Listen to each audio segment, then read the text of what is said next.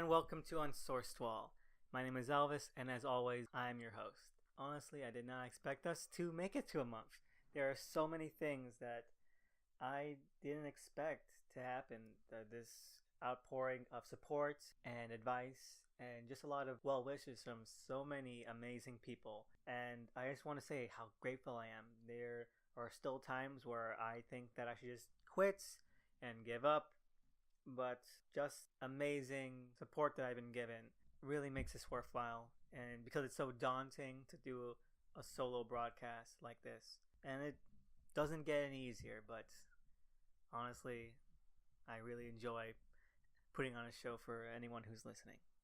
Anyway, let's move on to news. I think the hottest news that's on anyone's mind right now is the announcement of an Alfred prequel series, which is probably the stupidest idea I ever heard. Not that Alfred wouldn't have any fodder for stories as a TV show, but more the premise that they're going with. It's not as though it's a series about how Alfred went from living the life of a soldier or a very military focused life to becoming the guardian and surrogate parent for this orphan child. That's not what it is. I think that would have been a great series. That's a great story to tell. And they've had times where they brush up against that kind of story. And those are probably some of my favorite Alfred moments, that when they do that, because I think it's such a intriguing and honestly engaging angle to Batman and Alfred's relationship. But this time they're going for Alfred still living that life, still having those adventures, but this time his boss / partner in crime is Bruce Wayne's dad, which is the stupidest idea I ever heard of. It's a 10-episode show on Epix. If you don't know Epix, they mainly just broadcast blockbuster movies. And they had a show last year, which was my favorite shows, the Get Shorty TV show, which was very minimally connected to the movie. It's very tangentially bare bones adaptation, but still ended up being one of my favorite shows of 2017, and I recommend it to anybody who likes crime dramedy. But this show I don't see having any legs or lasting more than a season, so let's just move past, because it's just such a horrible premise. If it ends up being fantastic, then fine, I'll eat crow then. But other than that, I don't expect much from that show at all. But speaking of other shows, the Doom Patrol show has been announced for DC's online streaming service, DC Universe. And it's spinning out of the Titans show, which wasn't that much of a shock. We had heard before that they already cast characters from the Doom Patrol into Titans, but I don't think anyone really expected them to go this far into it and get their own spin-off show featuring characters from even Grant Morrison's run on the series. So that's quite shocking, and I wonder what they're going to do with it, because Doom Patrol, much like Swamp Thing, has such a varied past with so many writers doing so many different takes on it and ideas and atmospheres that they bring along with them to this concept. But I think that with Swamp Thing, it always goes back to a sense of horror, be it gothic, be it romantic, be it somewhat more grisly horror. It always has that innate core to it, while Doom Patrol has been so many wildly different things, even at its core concept, by different writers. So it'd be interesting to see what they do with it. But outside of announcements, there's a lot of DC shows that have been culled. Lucifer and iZombie, both shows that have been pretty much ended at this point. Lucifer more overtly, even though there is a large fan campaign online and on social media to get the show picked up either by Fox again or by another channel or streaming service even. But if that doesn't happen, then I've heard from fans of that show and people who watch it that the finale that they were touting as a cliffhanger wasn't quite a cliffhanger, so it might sting, but honestly, that's probably not as bad as it could have been. The other shows would be, like I said, iZombie and also Gotham, which were in danger of not being renewed. Gotham more so because it was tied to the fate of a Lethal Weapon, according to rumors, that Fox could only finance one show and that Lethal Weapon more priority, despite Bad Blood in that production really halting things and making necessary a prominent cast change. But that ended up going through, and that show ended up being renewed, while Gotham has thankfully been relegated to a 13-episode final season, which the creators promise will be used to tie up all the plot threads and character development and arcs. As a fan of that show, honestly, I think that that's great news. And with iZombie, it's the same thing as well, where it'll also get a final season, which is shocking to me in that they would cancel probably their best rated comic show because the CW shows are all uniformly terrible due to the production, which they all shared a pool of, while iZombie is handled by different people, different joiners, different writers, and has been pretty much consistent. I think the last couple of seasons have been less kind to the characters in terms of making their character arcs each season have some sense to them. I think that's been lost in the general grandiosity of the story arcs that they're doing. And it's gone to such grand scale of the seasonal arcs that just having a final season makes sense because they've gone to such a height of plot progression that there's nothing really you can do anymore. That's the level that they're playing with in terms of how far they've taken the scope of the series. I'm excited for both those shows ending and hopefully landing on their feet. In terms of movies, they have announced screenwriters for Marvel's Eternals movie, which is pretty exciting. I can't wait to see if that comes to fruition. Mainly because I have no hope in the New Gods movie that WB is planning with Ava DuVernay, because A Wrinkle in Time, which despite being so different in mediums and in general energy and atmospheres, still has a lot more in common with the New Gods. And so when the movie came out, it sort of really fumbled on things that did overlap with New Gods. And so I'm just not anticipating that at all. But an Eternals movie does sound interesting if they can capture just that sense of wonder that even the Eternals had. If it captures that, then that would be a sight to behold. I know that a lot of people look to Thor Ragnarok as the example of getting Kirby aesthetics and sort of that wide variety of colors and technological designs onto screen. I don't think it did that great a job at all, but the Eternals is so steeped in that I wonder how it's going to turn out. It's honestly rather exciting. And the last news I have is something a bit more personal. It's the release of the first trailer for the first half of the Death and Return of Superman movie that DC's animated branch of direct-to-video movies is doing. And I have to say, it looks awful, but it sure looks a hell of a lot better than Superman Doomsday. And I'm just shocked that people would be saying otherwise, that Superman Doomsday is the better movie or the better adaptation. Like, why are they doing this again? Superman Doomsday came out. That was a proper adaptation as well. They're just redoing an adaptation, which is just ludicrous and maddening because Superman Doomsday had almost nothing to do with the comic. It was this really hackneyed, bizarro, infused sort of story. It had nothing to do with the characters or the concepts of the Death and Return of Superman. And while this looks not great as well, I'm more interested in seeing whether or not it ends up having some highlights to it. Moving along, let's go on to, quite honestly, the most packed week of reading I've had in ages. And there were just so many things that came out this week that I felt that I had really been anticipating for months even. And those two would be Damned, the current chapter in the Fall of Dead World series that 2000 AD is doing, and also the new Challengers, the latest relaunch of the Challengers of the Unknown. Now the former is probably one of my favorite 2000 AD stories ever. And I'm not going to pretend that I have such a great knowledge of 2000 AD. I have read a fair amount of Judge Dredd stories, just mainly earlier stuff and more recent stuff, and far and few in between of those things, just whatever is recommended or easily available to me.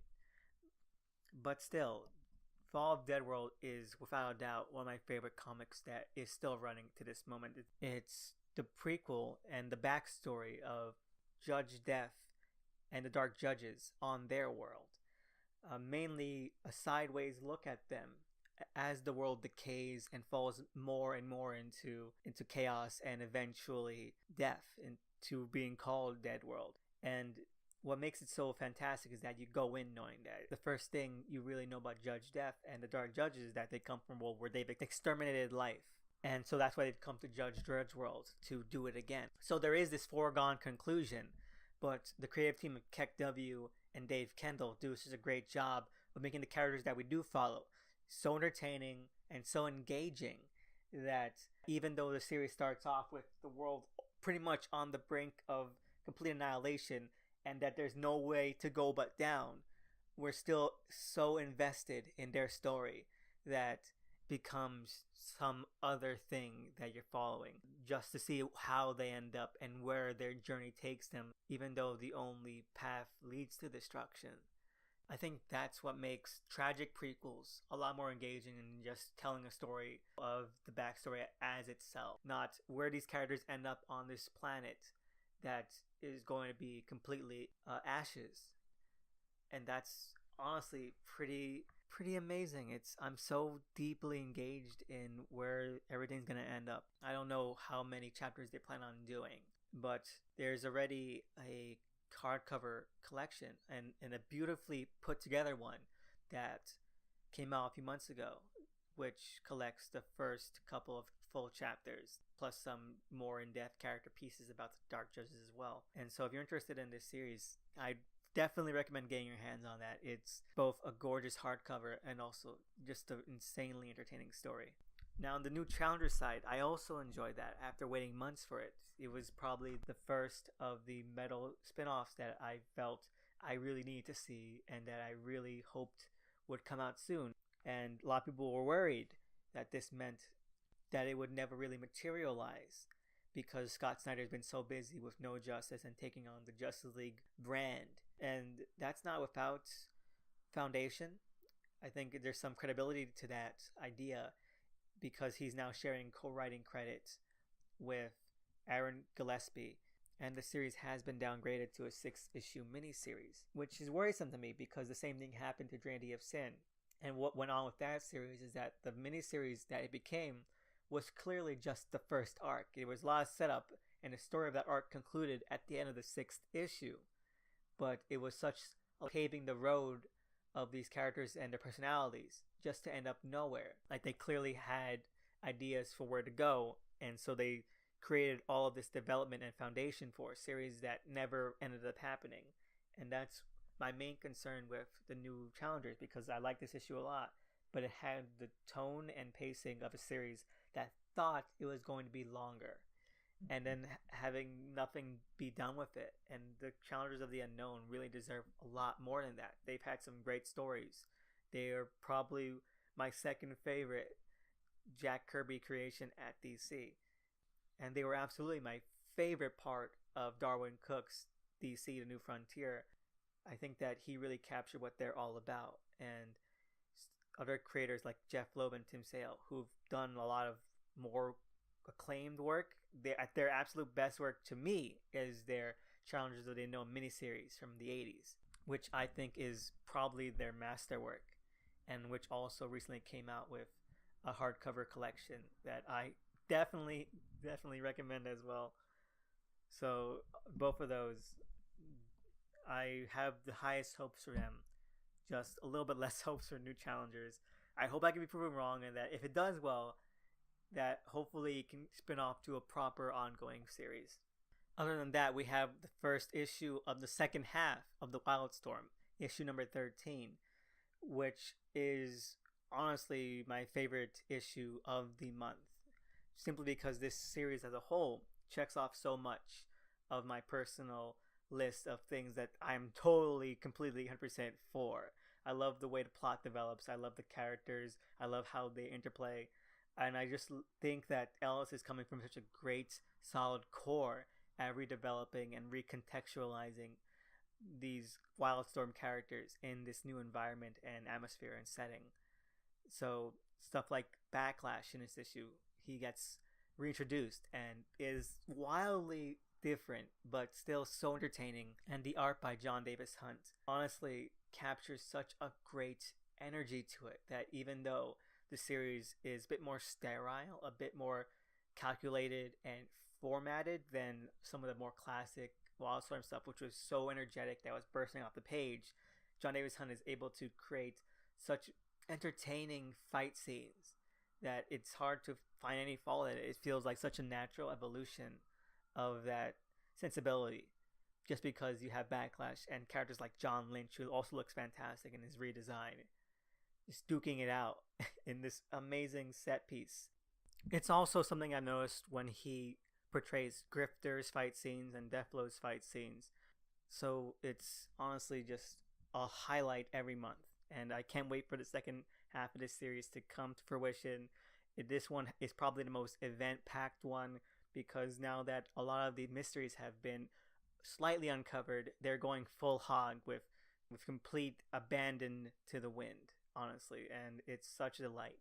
And there's other stuff that I read this week, but I'm going to save that for the questions because some of them are relevant to the questions that were asked. But honestly, it's been a great week for releases, and now that we've made it a month, we're going to start seeing some comics come back, and let's see how they develop. Honestly, it's going to be fun seeing whether or not my expectations were met and just the directions the plots go. Anyway, let's move on to our listener questions. Now, the first one on the docket, and it's very fitting, is by Catchy Man, asking which New God stories I think are the best and what makes them so different. What do they do that's better than the ones that I think are the worst?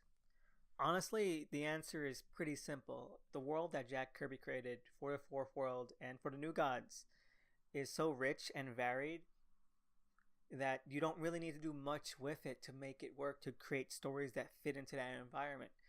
Even someone like Shane Davis, who was a writer and an artist that I don't really care for at all, he was able to do a one-shot for Kirby's 100th anniversary, which ended up being probably my favorite New God stories of the last years, of any year, honestly.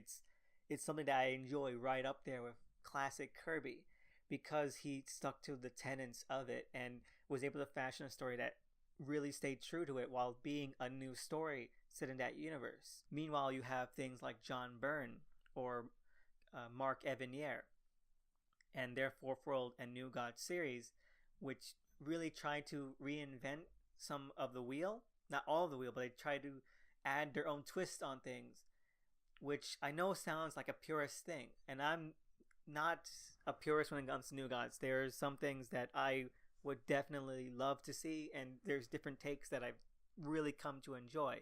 But the thing is that a lot of these new things that they're adding in are just so tired. They're not interesting. They just sort of reduce the colorfulness and the energy of the stories down to a nib. Even better New God stories like Final Crisis fall prey to this. But to get back on to Byrne and to Evanier, Byrne, he created this ridiculous subplot about Darkseid not being Orion's real father, and Simonson, who did the Orion series after that, wisely ignored it. And then you have Evanier creating Yuga Khan, which is just the most generic evil patriarch character ever inserted into New Gods. It's just such a disconnect. Like, you don't need to tell this kind of story because you have that already with Darkseid. So yeah, like Darkseid's Darkseid, but it just ends up being so boring. It's such a boring concept. You could do so many things with it. And to go back to Final Crisis, it's not one of my favorite New God stories, but it's probably one of my favorite New Gods related stories for a couple of reasons. I just think it's an effectively entertaining story. I think that the beats of it, the stakes of it are all incredibly well handled, and it's very thrilling to read. But there are things that I think it just does really, really stupidly, like the anti-life equation. It's not an actual equation, and it's not solely about Darkseid. The Darkseid doesn't own the anti-life equation. He's trying to access it. He's trying to find it. It's not an actual thing that is solely about him. Anyone can possess the anti-life equation. The anti-life equation exists on Earth in someone. But then you have Morrison's take on it, which is sort of ridiculous, honestly. It takes away from it to create a new spin on it, but this new spin on it just sort of shrinks the magnificence of the concept. You had even heroic characters in the original stories who could harness the anti-life equation, who had it within them. Because the ability to hold sway over others and the choices they make can come from anybody. The anti-life equation is innate. It's not doing that. It's the power to not use it. It's the power to use our own free will. That's the life equation. And Morrison also missed a trick with that too. It made the life equation to an actual sort of thing that they had to paint on their faces, or the life circuit, or whatever it was. And it's just so missing the point. It's missing the point. It doesn't take away Final Crisis and the impact of Final Crisis as you read it, but it's definitely one of those things where it doesn't seem all that engaging. It makes it a lot less grand scale, and that's totally the opposite of what the New God should be. You should make the new gods a little bit more majestic. You should totally be able to revel in that majesty while also telling really intricate or complex character stories, which Shane Davis really handled incredibly well in his one shot. But like I said, I'm not a purist. There's different takes that I would really love to see. You have the Dio and Giffen's Forever People, and I think that's one of the greatest takes of Forever People I ever read. They were missionaries. They were Greenpeace from the New Gods to Earth. They were here on a mission of aid. They were on aid mission, and it's just a great premise. And then you also have something Morrison also did, which I think he completely wasted potential of, was the New Gods saga, their mythos, their lore, recontextualized as inner city family drama and urban kind of lifestyle, like the homeless High Father and Darkseid being a club owner and Orion being his son who lives among the hobos and the transients.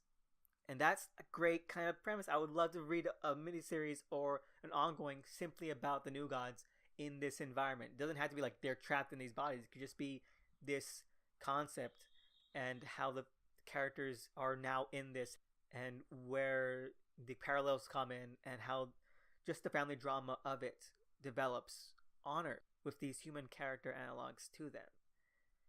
So there are things that I think really could have shined, but Morrison sort of wasted as a one-off concept that he throws into the Mr. Miracle miniseries for Seven Soldiers that preceded Final Crisis.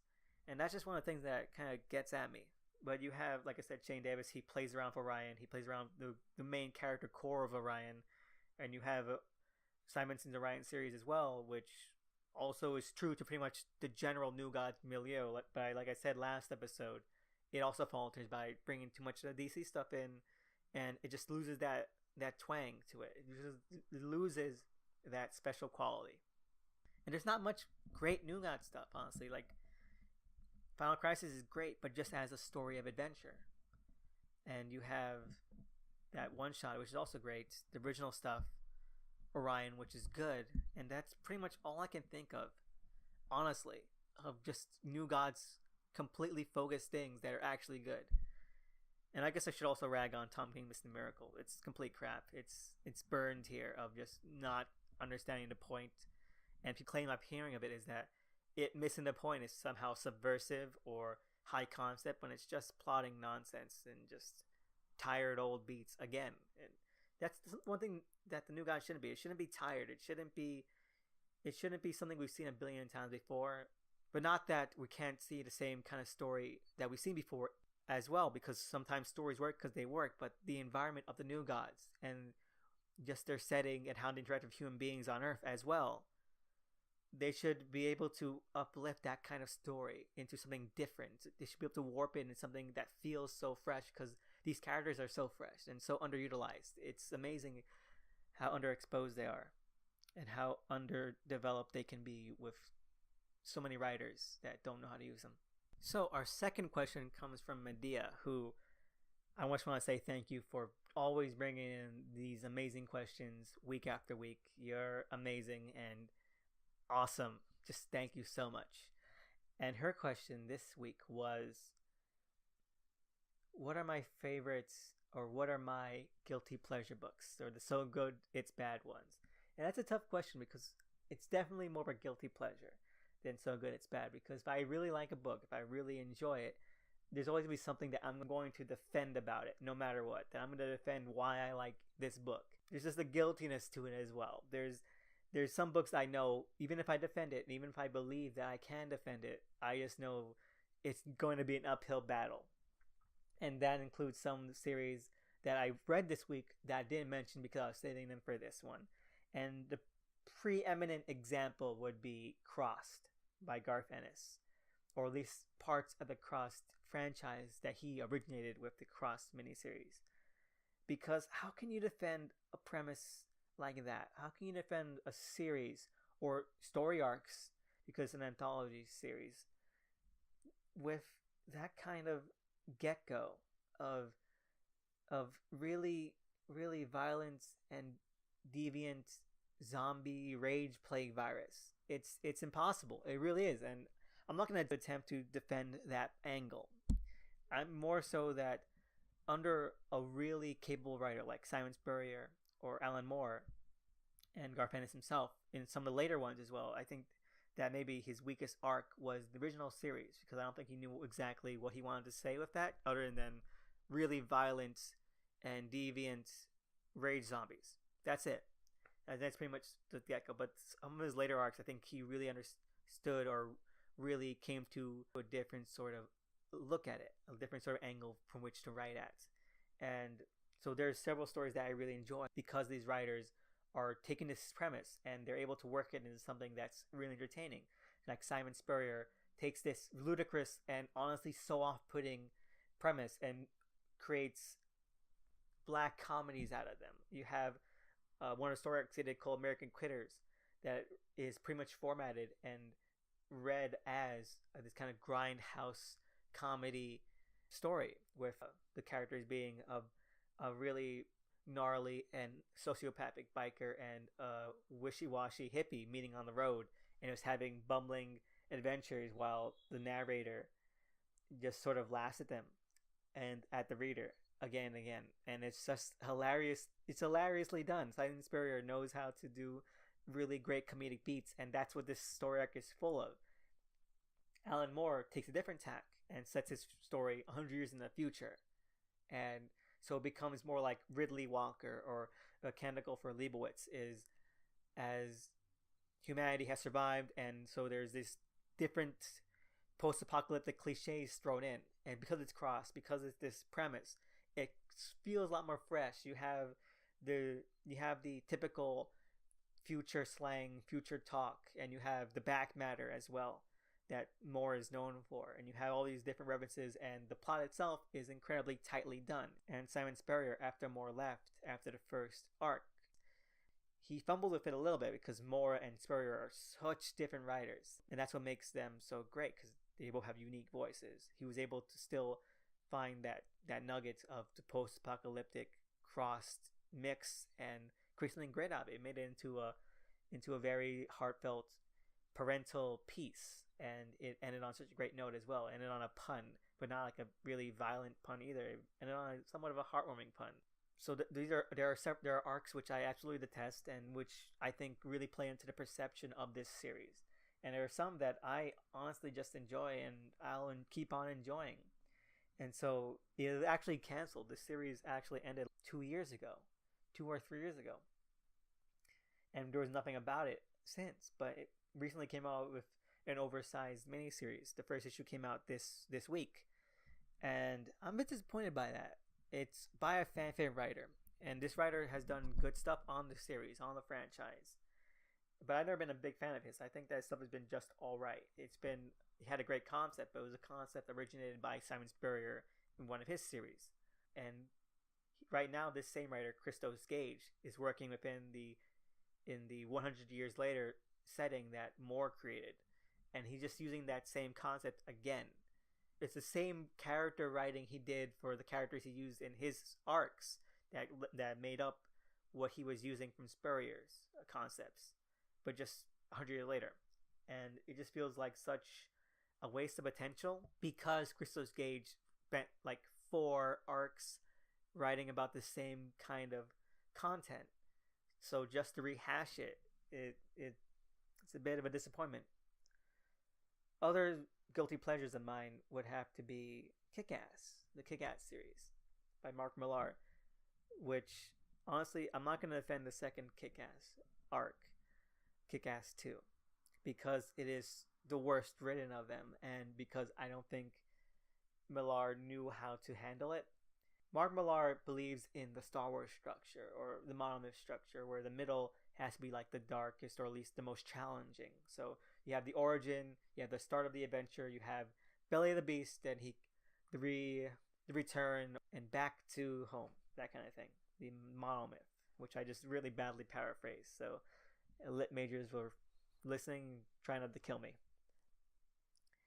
But what Millar did for the second arc, Kick-Ass 2, went too far. He made it too dark, when the series really works as this sort of cape-exploitation story that is really no holds barred, but also uniquely funny and weird.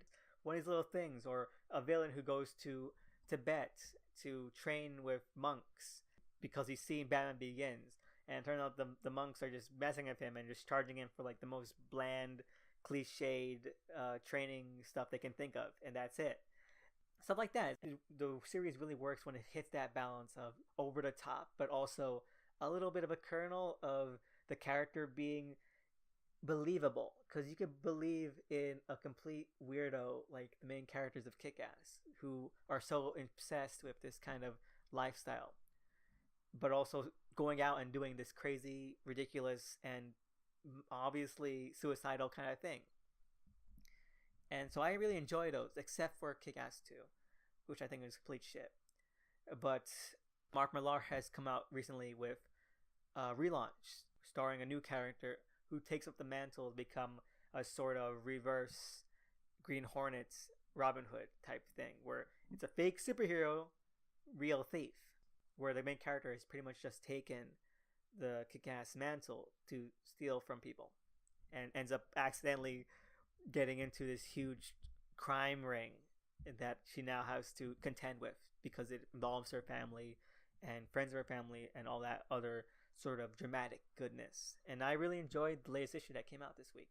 And I would go over Frank Miller again, but I think I've talked at length about what makes his works so enjoyable to me. And The Dark Knight Strikes Again, I'll just name drop because I think that series definitely needs more love. It has so much to offer. It has such great character moments. It has such fantastic and hilarious beats to it. Old Barry Allen, Captain Marvel, everything about Captain Marvel in that is fantastic. The Question is also just brilliant. He has such great dialogue with Green Arrow and has such a cool introduction, and that was my first exposure to The Question. So to have that page where he's running across skylights and he's monologuing in such an old school Steve Ditko kind of way, and how people need to not look to him as if he has the answers because he's only the question, and then he crashes through his skylight and everything goes Technicolor. And I know people hate the coloring on this book, but it's just that moment and so many other different moments that really work for it. It's such a visually arresting book if you allow it to be. If you don't think that it should be pretty, and I know that sounds wrong, but it's not a pretty book, but it can be so impacting on the eyes and on the senses if you're just letting go a little bit more and allowing Frank Miller to tell you the most ridiculous and ludicrous Super Friends story ever told. That's really what this is. It's just a Super Friends story told in the most amazingly insane way. And that's why I enjoy that as well. And there's so many more examples of stories and comics that I really love. And, I have to accept that they will get raised eyebrows. But those are just three. And thank you for the question again, Medea. Finally, our last question comes from Eggmath. Again, thank you for all the great questions. But his question this week is, how do I feel about Marvel and DC's current output, and what would I change? That's a really interesting question. There's not much I'm reading from Marvel right now, because I think the last thing I was following with any kind of regularity was the Unbelievable Gwenpool. I think Christopher Hastings did such a great job on it, and the character.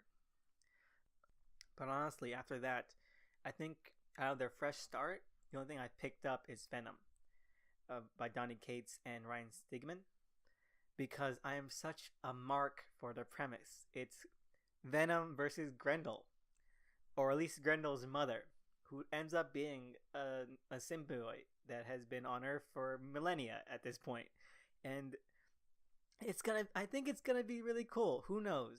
Brian Stegman has been really sort of shilling it on his Twitter, like to hilarious effect. He's been going around tweeting about stuff like how Watchmen and V for Vendetta couldn't be really that good because there's no symbiotes in it and stuff like that. It's just funny. So I picked it up just because if the artist is going to go to that length of being so enthusiastic online about it to such a insane and ridiculous degree that it might be worth checking out, and I did, and it's well done. The art is great, so Stegman definitely did a great job getting his name and brand out there.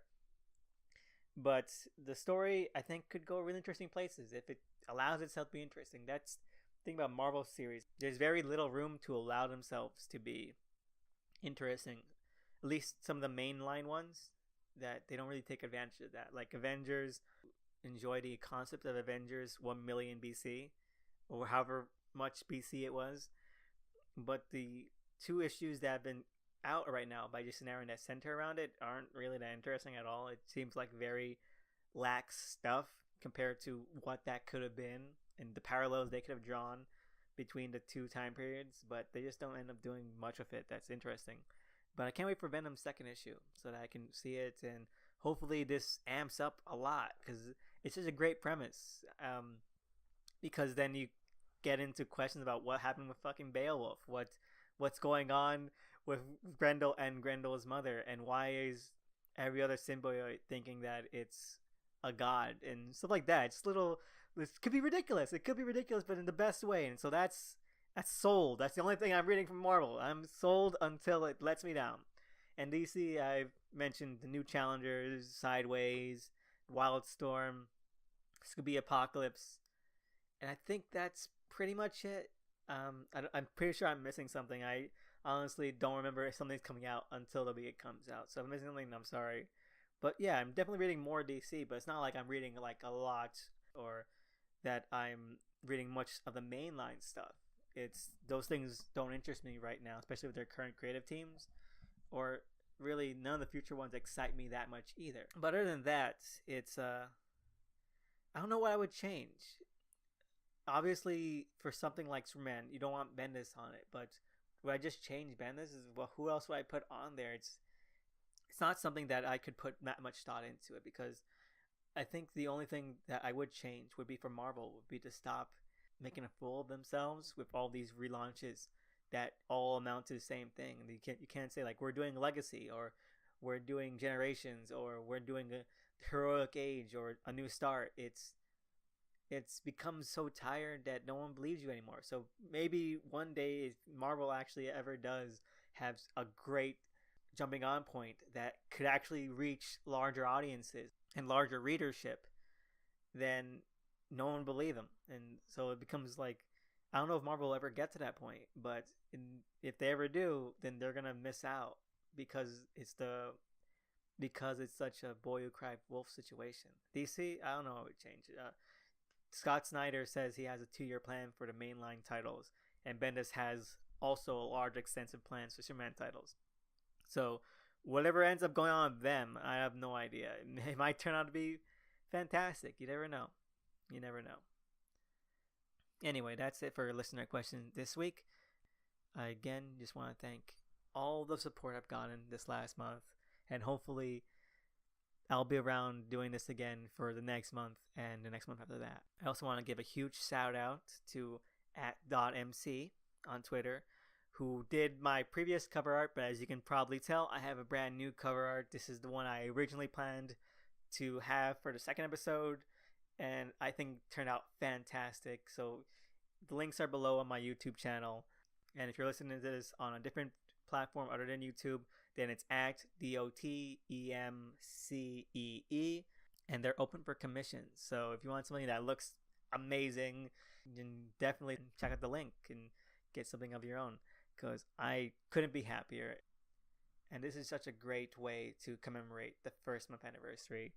And if there's any questions, topics, comments that you would like to hear on the show, please tweet at me at THE_SNICKMAN, or comment on whatever platform that you're using that allows commenting.